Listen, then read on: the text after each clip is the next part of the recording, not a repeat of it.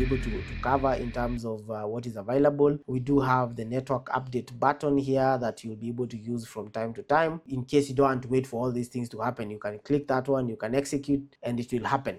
But I'd highly recommend that you wait for the system to complete its background processes, and once it's done, you should be able to have the account in a proper status that you can be able to continue working with it. The other buttons we didn't talk about in regards to service accounts are in regards to correct date, which is where you can do a manual correction. We do not recommend this, although you can be able to do it in some situations whereby you do not want to involve so much billing. A customer was unjustly activated and their service is still not up. It's a new installation, you went through the motions, you have activated the customer, and the billing has started.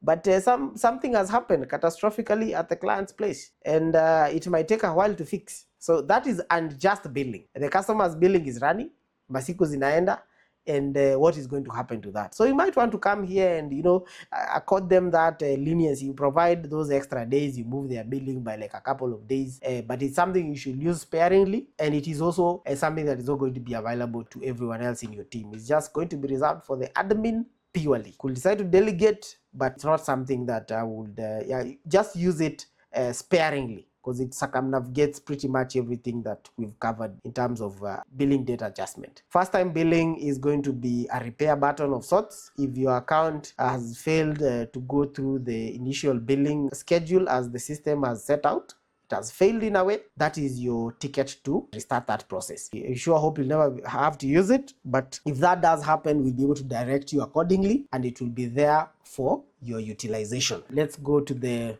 next section, talk about leads. We see what we have going there and how we can also be able to use leads to sort of onboard customers. So let's get to that section.